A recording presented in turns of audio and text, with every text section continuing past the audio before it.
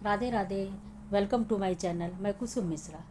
आज के इस वीडियो में मैं आपसे नरक चौदस के बारे में थोड़ी जानकारी आप सभी के बीच में शेयर करना चाहूँगी। और मित्रों, आज का ये वीडियो बहुत ही खास है।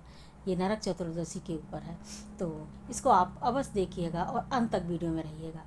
तो अगर आपको हमारी बताई हुई जानकारी थोड़ी भी आपकी हेल्पफुल लगे तो हमारी वीडियो को लाइक करिए, कमेंट करिए, शेयर करिए और सब्सक्राइब अवश्य कर दीजिएगा, तो जिसमें कि आपको ये उत्तम जानकारी आप तक पहुंचती रहे। तो मित्रों, नरक चतुर्दशी, जिसे कि छोटी दिवाली, रूप चौदस और नरक चतुर्दशी भी कहते हैं, ये दिवाली के ठीक एक दिन पहले होती है। तो इस बार ये नरक चतुर्दशी का जो पर्व है ये 19 अक्टूबर को मनाया जा रहा है। तो 19 अक्टूबर को हमें क्या करना है कि इस दिन हमें कुछ विशेष कार्य करने हैं, क्योंकि इन 3 दिनों में जो है, जैसा कि पद्म पुराण में वर्णन है कि इन 3 दिनों में राजा बलि का साम्राज्य होता है। तो राजा बलि ने भगवान विष्णु से ये वरदान मांगा था कि जो भी आपके राज्य में, हमारे राज्य में 3 दिन तक जो कि उत्सव मनाएगा, उसके घर में आपकी पत्नी अर्थात लक्ष्मी जी का आप निवास बनाए रखिएगा। और जो लोग ऐसा नहीं करते, उत्सव नहीं मनाते हैं, उनके घर में लक्ष्मी जी का निवास ना रहे और उनकी संतान की भी हानि हो, ऐसा उन्होंने वरदान मांगा था। और भगवान श्री विष्णु ने उनको तथास्तु कह के ऐसा वरदान दे दिया था। तो इसका हमें सभी को पालन करना चाहिए और सभी को उत्सव मनाना चाहिए। कई लोगों के मन में ये प्रश्न आता है कि उनका क्वेश्चन ये होता है कि जिनके घर में किसी की मृत्यु हो गई है तो वो अक्सर त्यौहार फिर पूरी ज़िंदगी भर नहीं मनाते हैं। पर ऐसा नहीं करना चाहिए, क्योंकि हमारे सनातन संस्कृति में शोक का कोई भी स्थान नहीं है। भगवान सच्चिदानंद स्वरूप है और हम उनके अंश हैं। तो हमारे सभ्यता में, हमारे संस्कृति में शोक का कोई भी स्थान नहीं है, क्योंकि भगवान राम आए, भगवान कृष्ण जी आए, भगवान हनुमान जी आए, सभी आए, उनके आने का जन्मदिन मनाते हैं। जैसे कि श्री कृष्ण के लिए जन्माष्टमी मनाते हैं, भगवान राम के रामनवमी मनाते हैं, हनुमान जयंती मनाते हैं। पर इनको जाने का कोई भी हम लोग कोई कुछ भी नहीं उत्सव मनाते हैं, इसलिए हमारे संस्कृति में कोई से इसका स्थान नहीं है। तो आप ऐसा कर सकते हैं कि जिस साल मृत्यु हुई उस साल मत मनाएं, अगली बार से मना सकते हैं, परंतु फिर आपके यहाँ जैसी परंपरा हो। परंतु हमारे यहाँ ऐसा नहीं, हमारी संस्कृति में इसकी इजाज़त नहीं देते हैं। तो हमें करना क्या है, 19 तारीख को इसके अलावा हमें ये जो रात्रि जब आएगी तो इसमें हमें मंत्रों का जाप करना है।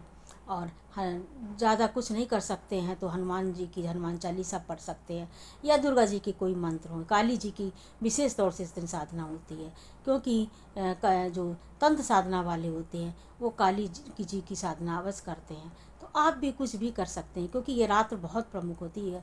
और इस रात्र में अजीब सी शक्ति पुंज जो है इसमें इस दिन वो प्रकट होती है, क्योंकि जो 4 महारात्रियाँ होती हैं उसमें ये एक प्रमुख रात्रि होती है। जैसे कि जन्माष्टमी है, होली है, रामनवमी है और शिवरात्रि है, उसमें एक ये काली चौदस प्रमुख इसका स्थान है। तो इसको इन इन बातों का हमें, जबकि रामनवमी तो मैं गलत बोल गई, रामनवमी नहीं है, रामनवमी की जगह ये नरक चौदस है। ये 4 प्रमुख होते हैं, तो हमें इस दिन ये सब करना चाहिए। और प्रातःकाल दूसरे दिन 20 तारीख को हमें प्रातःकाल सूर्योदय से पहले उठ करके, जिसमें कि उस दिन हमें पहले शौचार क्रिया करने के बाद अपने शरीर में तेल से मालिश करना चाहिए, उपटन करना चाहिए, उसके बाद स्नान करना चाहिए। और एक लौकी तथा एक अपामार्ग, इन दोनों को घर में ले आना चाहिए। एक दिन पूर्व भी ले आइएगा, क्योंकि उस दिन तो सुबह नहीं उपलब्ध हो सकती है। ला करके ये दोनों चीज़ों को अलग अलग एक एक बार, इसका एक चीज़ को हाथ में लेकर 3 बार इसका उतारा करना चाहिए क्लॉकवाइज, और लौकी का भी और इसका भी, और उसको उतार के रख देना चाहिए। उसके बाद स्नान करके हमें जा कर के दीपदान करना चाहिए यमराज के निमित्त। और यमराज के निमित्त दोनों दीपदान, चौमुखा दिया आटे का भी बना सकते हैं और मिट्टी की भी दिया ले सकते हैं, करके दक्षिण दिशा की तरफ हमें करके दीपदान करना चाहिए। और उनसे प्रार्थना करना चाहिए कि हमारे परिवार में, हमारे घर में अकाल मृत्यु ना आए और कोई हम रोग शोक हमारी रक्षा करें। इस तरह से उनसे यमराज से प्रार्थना करना चाहिए। और उसके बाद हमें यमराज के निमित्त हमें तर्पण भी करना चाहिए। जल में काला तिल, कुशा आदि मिला करके हमें तर्पण करना चाहिए। और तर्पण करने के बाद हमें स्नान करना चाहिए। तो इस दिन ये बहुत ही प्रमुख चीज़ है, क्योंकि काली चौदस वाले दिन अगर हम ऐसा करते हैं तो हमारे परिवार की, हमारे बच्चों की, हमारे घर की जो है यम पीड़ा से हमें परेशानी नहीं होगी। क्योंकि यम ने अपने दूतों को ने जब आकर अकाल मृत्यु जिनकी हुई थी उनको, उनके लिए उन्होंने यमराज जी से कहा था कि मुझे अकाल मृत्यु वालों को उसको लाने में बहुत तकलीफ़ होती है। तब यम जी ने वरदान दिया था कि जो लोग हमारे निमित्त ये दीपक जलाएंगे उनके घर में अकाल मौत नहीं होगी। ऐसा उन्होंने और मैं एक चीज़ ये बताना भूल गई कि जो लौकी और जो अपामार का की जो टहनी है उसको हमें किसी को नहीं देना, ना किसी जानवर को डालना है। इसको कूड़े वगैरह में डाल देना चाहिए, जो गार्बेज लेने आते हैं उनमें डाल देना चाहिए। तो वो जानवर आदि अपनी इच्छा से खाएं तो उनको खाने देना चाहिए, परंतु हम उनको नहीं खिलाना, हमें नहीं उनको देना चाहिए।